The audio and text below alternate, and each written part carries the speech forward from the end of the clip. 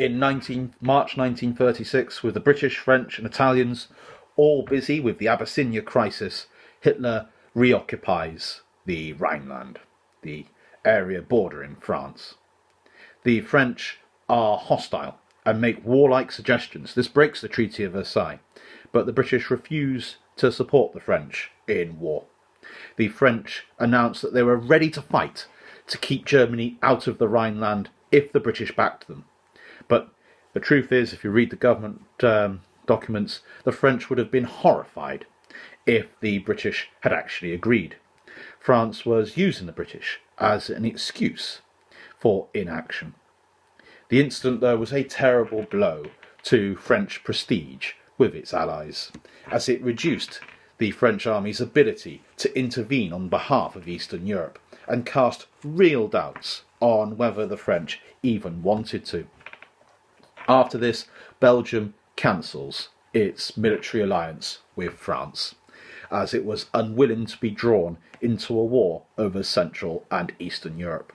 This is a terrible blow to the French military, as its entire strategy for dealing with the Germans depended on a French advance through Belgium.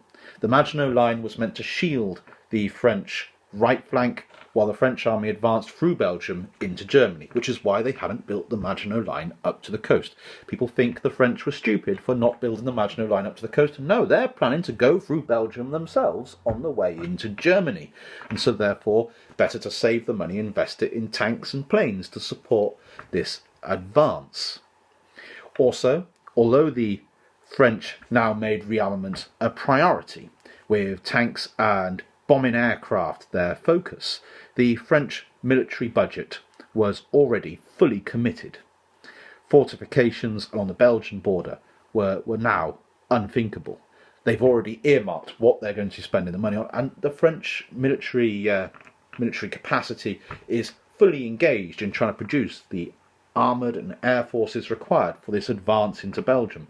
They can't now try and quickly row back on that to expand the Maginot Line.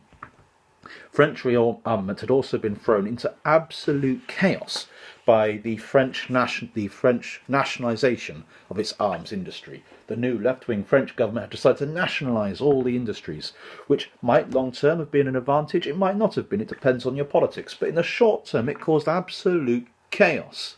There was a collapse in production, which allowed for the first time the Luftwaffe, the German Air Force, to overtake the French Air Force in terms of both numbers of aircraft and quality of aircraft. But of course, the French won't be fighting alone. They will have the British with them. The French start to finally court the Polish seriously, especially the Polish General Marshal Rydz Smigli, giving Poland 2 billion francs worth of credit for arms purchases. Romania, under their dictator, apologies for pronunciation, Titulescu, suggests hardening what they call the Petit Entente into a formal military alliance. The Romanians suggest a full formal military alliance with France, Yugoslavia, Romania, Poland and Czechoslovakia against the Germans. But the French are non-committal and allowed the suggestion to just slowly die a death. They wanted these countries to fight for France, but they weren't quite so keen on France fighting for these Eastern European countries. And they also lack the financial resources these Eastern European countries are asking for to be able to play their role in a war against Germany. In July, the Spanish Civil War breaks out. Again, France initially wants to send troops to help the Republic, but the British didn't approve.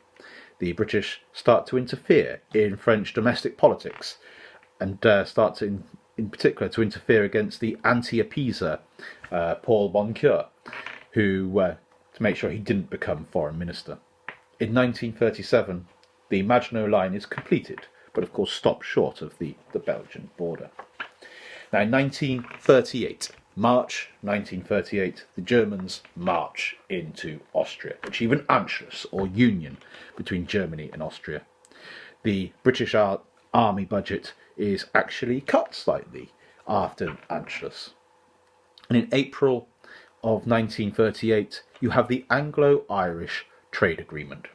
Chamberlain signs away the British rights of access to what they call the treaty ports, the southern ports of Ireland. It's a key moment in Irish independence, celebrated still throughout Ireland as the British military withdraw finally from Southern Ireland, but it will be disastrous in the Second World War. The British needed those, particularly air bases in Southern Ireland, to close what we call the Atlantic Gap, where German submarines could attack British convoys without fear of British aircraft. It wouldn't have closed the gap entirely, but it would certainly have shortened it and saved tens of thousands, maybe hundreds of thousands of lives.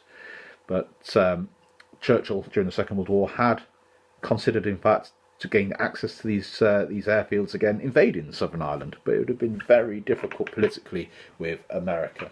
And so in April 1938, the Anglo-Irish Treaty signs away British rights to these key treaty ports.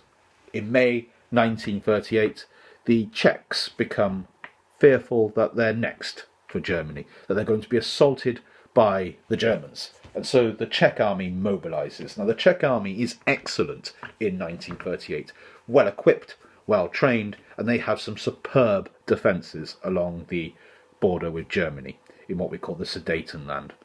However, this leads Chamberlain and the British ambassador to Germany, Henderson, to view the Czechs as the aggressors. They don't know why the Czechs are mobilising. As tensions in Central Europe rises, then Duff Cooper, the Lord of the Admiralty, asks for Chamberlain's permission to mobilise the Royal Navy, but Chamberlain refuses. The French ask the British to warn the Germans that Britain and France would fight to protect the Czechs, but again Chamberlain refuses. Instead, he pressurises the Czech government to grant the Sudetenland, which is the border areas between the Czechs and the Germans. It has a German-speaking population that are ethnically German, and so the Germans had a cause to ask for it, but it is also a mountainous region that the Czechs had spent some 20 years fortifying. They knew the Germans were coming for them eventually. They knew that one day Germany would want to smash them. And so for 20 years they'd poured concrete and steel into the Sudetenland to stop the Germans when they came. There's no way around these fortifications. There's only a way through, and that will be bloody against this well-equipped Czech army. And so the Czechs don't want to hand over the Sudetenland. It's theirs. Czechs do live there as well. But the British are saying, well, why don't you give them devolution to the Sudetenland? But Hitler refuses to even consider this. He breaks off negotiations, saying that devolution of the Sudetenland is not enough. It must be given to Germany. On the 9th of September, Hitler threatens to invade Czechoslovakia. The French say that they will fight, but Chamberlain refuses to back the French.